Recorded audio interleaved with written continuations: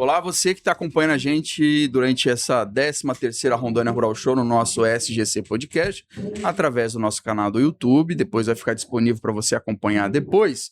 E a gente está trazendo os assuntos mais importantes. E nós estamos não só num evento que é especial, mas ele acontece em um ano eleitoral, né? Para presidente da República, deputado federal, estadual, senador, governador, enfim. E muitos desses pré-candidatos, né, à eleição ou à reeleição, transitam por aqui.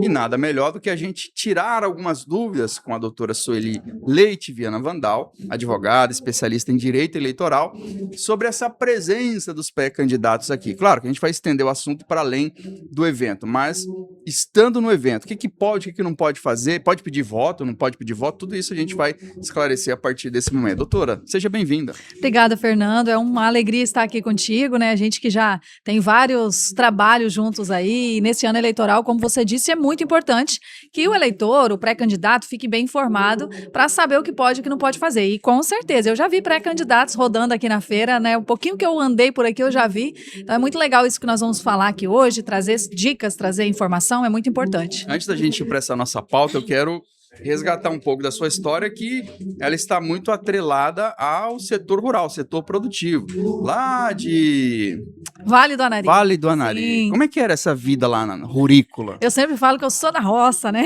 Eu sou da roça. Eu nasci e morei até os meus 22 anos, então tem, sei lá, nem vou fazer conta não, né, que o povo vai ver a minha idade, mas morei até os meus 22 anos na área rural, no sítio, trabalhadora rural mesmo, né? Os meus pais são trabalhadores rurais, minha família é trabalhadora de trabalhadores rurais, e eu tenho... Mas não é só discurso, como é que era na prática? De verdade, eu fazia tudo, inclusive as pessoas não acreditam, né? Tem um amigo meu que fala assim, eu não acredito nessa sua skin de trabalhadora rural, mas é verdade. Trabalhava no tudo. Uhum. Tinha coisa que eu não dava conta de fazer, né? Porque eu sou pequenininha, muito magrinha, mas assim, roçava, tirava leite, e tirar leite é uma coisa que eu não gostava, não. Mas roçava, cortava, capinava, a gente fala carpi, né?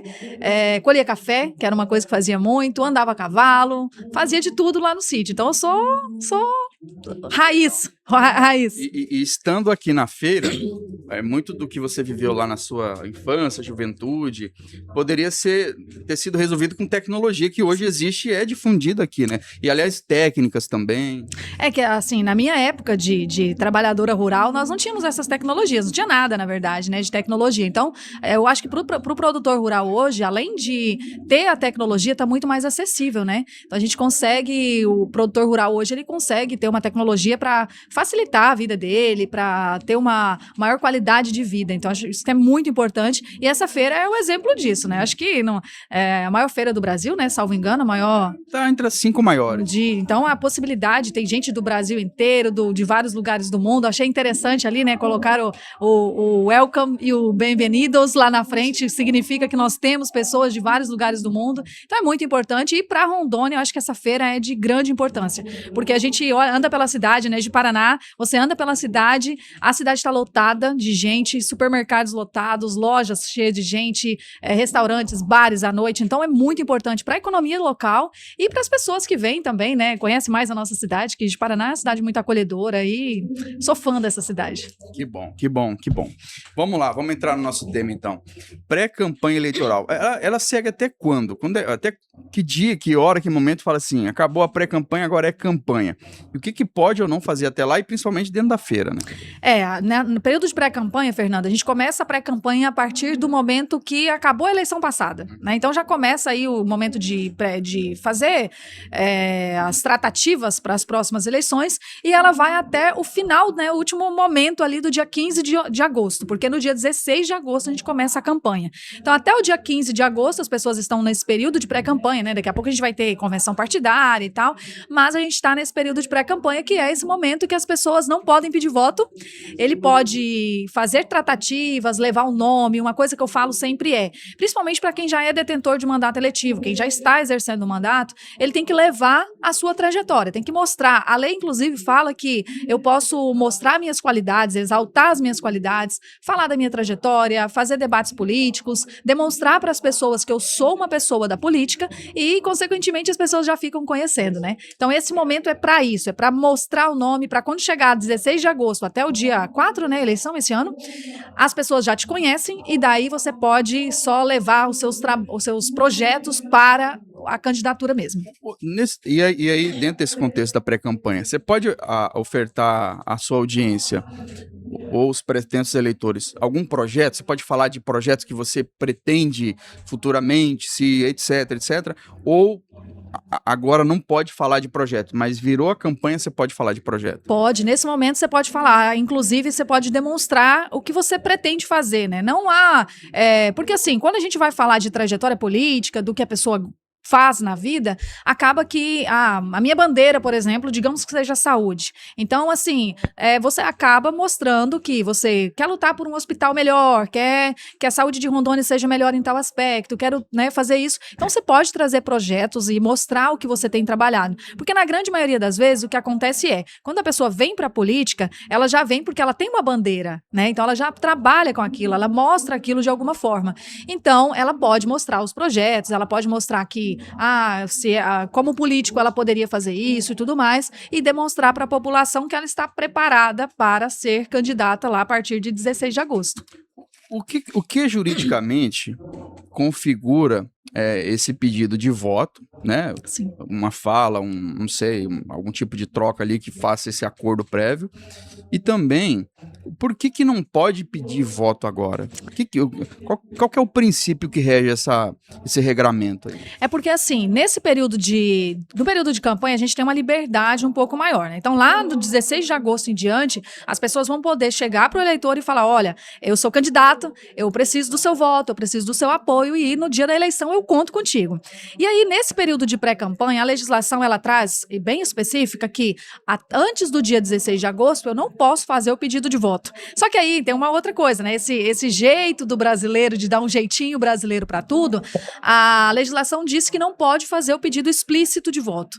E daí o brasileiro começou a inventar jeitinhos para dublar. Aí faz o implícito. Implícito, né? Para driblar o que a legislação está dizendo. E aí, a partir disso, os pré-candidatos começaram a fazer, conto com seu apoio, em outubro a gente se vê, não esquece de mim, eu conto contigo. E daí a Justiça Eleitoral passou a entender que era burlando a legislação, e hoje nós temos as famosas frases mágicas, que significam a mesma coisa que o pedido de voto. Então, hoje, na nossa pré-campanha, a gente não pode nem o pedido explícito de voto e nem esse implícito, que seria dessa maneira. Então, por que isso é reservado pela legislação? Que nós temos que, nesse momento, levar projetos realmente, porque a campanha só começa no dia 16 de agosto.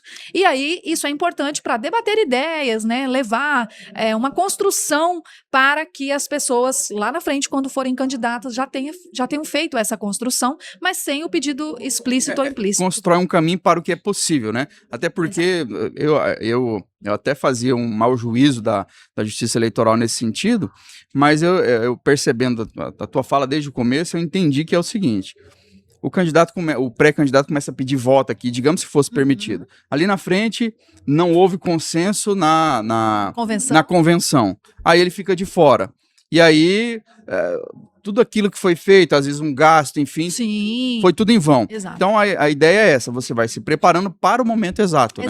Exato. Inclusive, Fernando, nesse momento é permitido gastos, né? Que inclusive não tem contabilização, não tem contabilidade, não tem prestação de contas de período de pré-campanha. Só que nós temos na legislação e na jurisprudência, inclusive, na verdade é na jurisprudência do Tribunal Superior Eleitoral, que as pessoas que gastam na pré-campanha, elas têm que ter um gasto moderado. Por quê? Porque quando a gente chegar lá no período de campanha, daqui a pouco nós vamos ter uma lista que a Justiça Eleitoral disponibiliza, perdão, dizendo quanto que cada cargo pode gastar na campanha. Então, suponhamos aí que o deputado federal por Rondônia possa gastar, um exemplo, né? Nós vamos ter essa lista certa ainda, mas 3 milhões de reais, digamos assim. Se eu na pré-campanha eu gasto 6 milhões de reais com pré-campanha, com impulsionamento de material de divulgação durante a pré-campanha, isso é desproporcional. Porque se no período de campanha, que eu tenho uma legislação com muita coisa, e eu tenho um limite, um teto de gasto de 3 milhões de reais, eu gasto 6 na pré-campanha, é totalmente desproporcional. E, inclusive, o pré-candidato tem que ter esse cuidado, porque lá na frente, Se ele gasta algo desproporcional e alguém propõe uma ação, né, judicial eleitoral, né, de investigação judicial eleitoral, que é a AGE, e demonstra que houve um abuso de poder econômico, eu posso, inclusive, se for eleito, perder o meu mandato e ficar inelegível por 8 anos. Porque o que a legislação e a justiça eleitoral busca combater é esse abuso, né? Então, buscar fazer com que as pessoas tenham uma campanha justa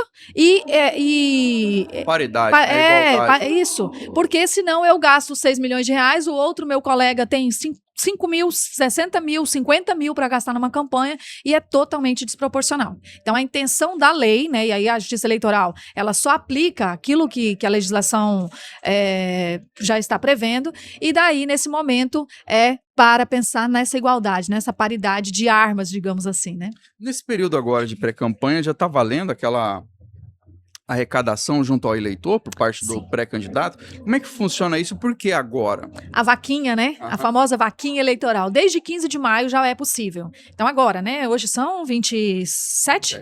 Tem 12 dias já que os pré-candidatos podem fazer a vaquinha eleitoral. E aí funciona como? Tem que criar na plataforma, né? Uma plataforma que é permitida pela Justiça Eleitoral, cadastrada e tudo mais. Cria essa plataforma lá e aí, a partir disso, o pré-candidato pode arrecadar na vaquinha eleitoral. Então, o que acontece isso é interessante, inclusive. A semana passada a gente falou sobre isso no Fala Eleitoral. É interessante porque, de alguma maneira, você acaba mobilizando os eleitores e mostrando para o eleitor que você é um pré-candidato, porque você está divulgando a vaquinha, porque pode divulgar a vaquinha eleitoral. Então, é interessante nesse sentido. Também tem que ter estratégia, né? Eu sempre falo assim, se você não tem a mínima possibilidade de arrecadação, não abra uma vaquinha eleitoral. Por quê? É muito feio para o pré-candidato ele abrir uma vaquinha eleitoral e arrecadar R$10. Então, isso vale para mostrar uma mobilização também, né? A gente até falava semana passada no Fala que essa ideia de vaquinha eleitoral começou com o Barack Obama em 2008, salvo engano, nos Estados Unidos. E daí, quando ele conseguiu arrecadar um valor muito grande numa vaquinha eleitoral, automaticamente as mídias começaram a falar dele. Olha, arrecadou tantos milhões. Força que ele tem. Olha a força que ele tem. Então, o pré-candidato tem que ter essa estratégia. Se eu falar assim, olha, eu acho que no meu meio eu não vou arrecadar nada, o povo aqui não vai contribuir, não vai ser legal. E no Brasil o povo tem uma certa ojeriza à figura política. Sim. Um ou outro que consegue ter essa conexão maior.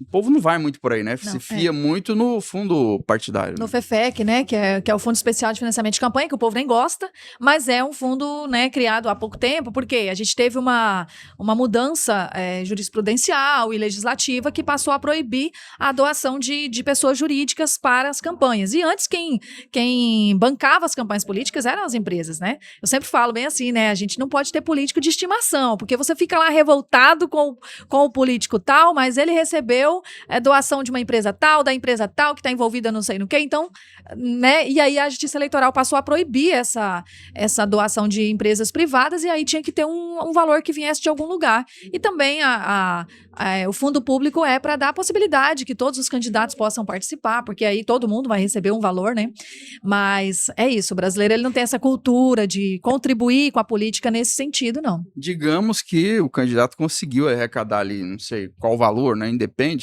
Como é que vai ser feito esse gasto e também essa prestação de contas? Porque tem que prestar conta de cada centavo, né? Sim. Esse valor, primeiro, vai abrir essa conta lá, né, nessa plataforma que é visualizada e controlada de alguma maneira pela Justiça Eleitoral, e daí quando chegar no momento da campanha, ele vai registrar a candidatura, vai ter um CNPJ, vai abrir uma conta de campanha, e daí ele pode transferir dessa plataforma para a conta de campanha, diretamente, ele não saca dinheiro. Então agora ele não pode gastar, só pode arrecadar. Só arrecadar. Ah, entendi. E daí a partir, sei lá, geralmente a gente pede o registro de candidatura, pede o registro de candidatura, aí uns 4, 5, 8 dias começam a sair o CNPJ, e a partir da saída do CNPJ, ele pode ir no banco e abrir as contas. Ele vai abrir a conta lá, né, para vir o FEFEC, que é o Fundo Especial de Financiamento de Campanha, a outra conta para vir o fundo partidário, e abre uma conta outros recursos. E aí ele vai transferir dessa plataforma para a conta outros recursos, e aí ele pode gastar. E ele tem que prestar contas de cada centavo que ele arrecadar nessa vaquinha. E se sobrar dinheiro ou se der algum problema, ele tem que devolver esse dinheiro. Por quê? Porque no momento da devolução, da devolução da doação, ele tem que doar com o CPF vinculado, porque tem que aparecer o CPF da pessoa, porque caso dê algum problema, ele tem como devolver esse dinheiro. Bacana, né? Bacana. E então, dentro desse período eleitoral, são essas as permissões, né? Sim. E não sei se você está acompanhando isso, tem alguma denúncia já aqui em Rondônia, na região, no país, em relação a pedido de voto antecipado, enfim?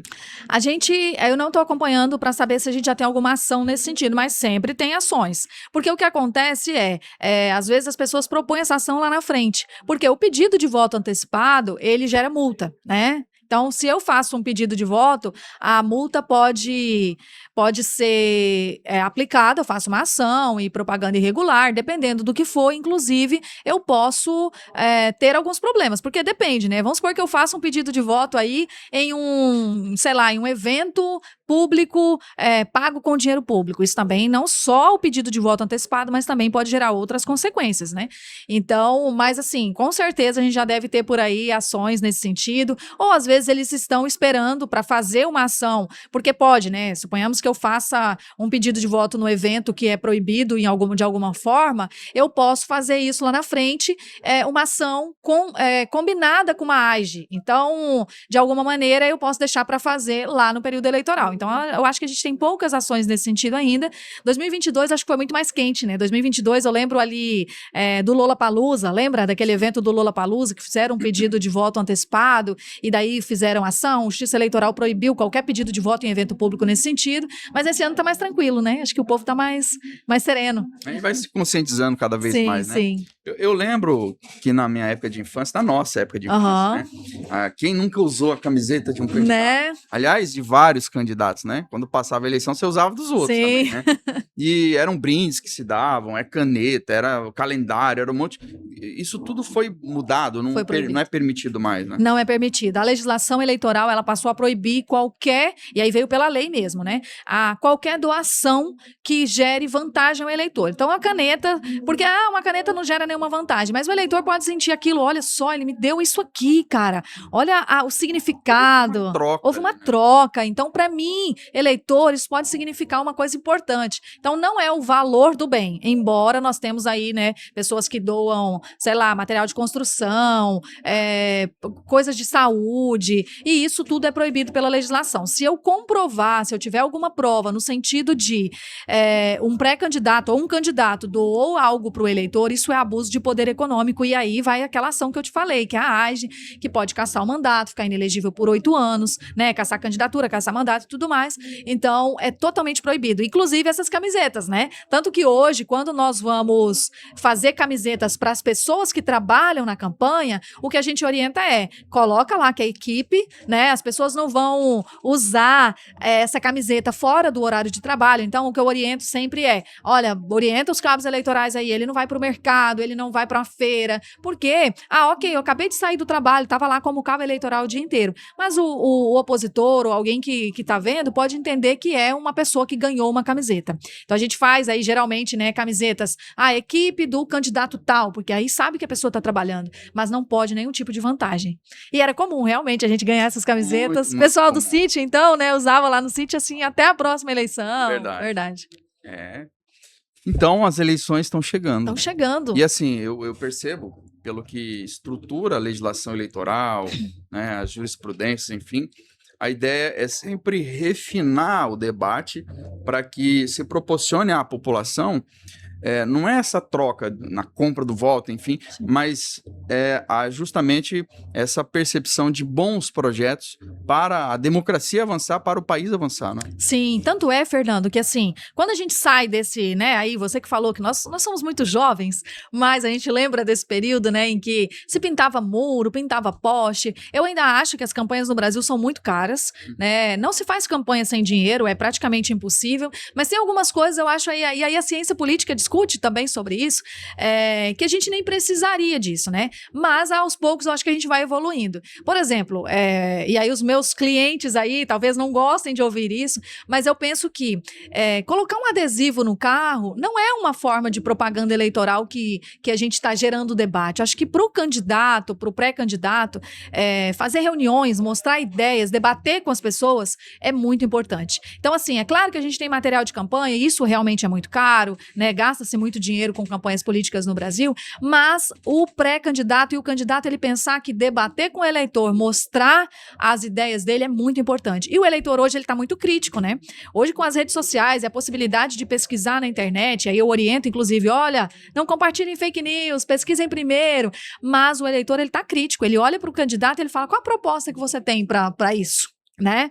Não basta eu chegar e bater tocar nas costas e pegar na mão e ali ficar comendo pastel na feira, né? Que é aquele caricato que a gente tem. Não, hoje o eleitor, ele quer ouvir, ele quer saber o que o candidato vai trazer de benefício para a sociedade. E o como ele vai fazer aquilo também, né? E como, né? Inclusive, eu tava falando esses dias... Prometer é fácil, falar, não, vou fazer isso. Né? Mas como? Né? E a gente vive, né? Você também que estuda ciência política aí, a gente vive numa era de políticos populistas, né? Eu falo sempre sobre isso. O que é um político populista? É chegar, ver que a gente tem um problema dificílimo de resolver, porque as grandes questões do Brasil ou do mundo são questões difíceis, questões políticas são questões difíceis de resolver, e a pessoa chega com uma solução facílima. Você sabe que não vai resolver, né? Então, o eleitor, ele tem que questionar isso também. Olhar e falar assim, ok, você sabe que em Rondônia a gente tem um exemplo, né? Um problema sério com o quê? Com estradas, digamos assim, né? Não estou afirmando isso, só um exemplo. Como é que você vai resolver isso? Vai resolver, mas como? De onde é que vai vir esse dinheiro? Você vai falar com quem? O eleitor tem que ficar questionador, até para ver se a pessoa tem capacidade de chegar lá e trabalhar, porque às vezes a pessoa só tá indo na onda, né? Exato, senão vira meme também, né? Vira igual o Manuel Gomes virou, coitado. Né? Que é o Caneta Azul, né? Pois é. Na hora certa eu vou apresentar meu projeto. Quando que é a hora certa? Não É sei. agora.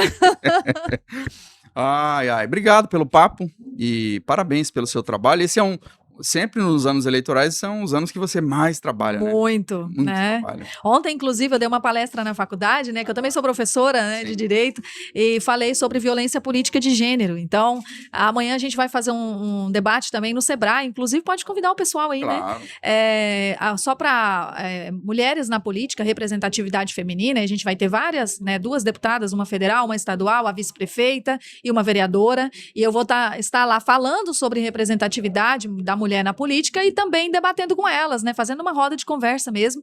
E nesse ano é muito importante debater, né? Ontem, quando eu falava de violência política de gênero, eu falava para os alunos e para quem estava assistindo da importância de nós despertarmos mais mulheres para a política, porque nós vivemos em um momento em que a gente quer representatividade feminina, mas a gente tem um debate político muito agressivo e não tem espaço para muitas mulheres crescerem na política. Então, fica aí o convite para as mulheres amanhã vir participar. Você que é de Paraná, vai ser lá no Sebrae, é gratuito e tem que fazer a inscrição, mas se não conseguir, chegando lá na hora faz a inscrição e a gente vai debater sobre mulheres na política. Acho que é muito importante e uma coisa muito interessante, que eu acho que vai ser algo muito respeitoso, né? A gente vai ter mulheres de espectros políticos diferentes lá para debater. De direita, de esquerda, do centro. E isso é interessante, porque a gente vê o respeito que essas mulheres se tratam, né? A gente já conhece todas elas, então é muito interessante nesse sentido. Eu convido você, mulher, para participar. Amanhã é só para as mulheres, Fernando. Você não está convidado para amanhã, mas não vai faltar a oportunidade que a gente vai poder debater sobre política em outros momentos. Tá certo. Obrigado, doutora. Eu que agradeço. Até mais. Sempre um prazer falar contigo. E curtam a feira, né? Aproveitem a feira aí. Comprem aqui. Sim, né? Levem o nome da nossa feira para o Brasil e para o mundo. Exato. Obrigada. Até mais. A qualquer momento a gente volta aqui do nosso SGC Podcast, direto da 13ª edição da Rondônia Rural Show Internacional.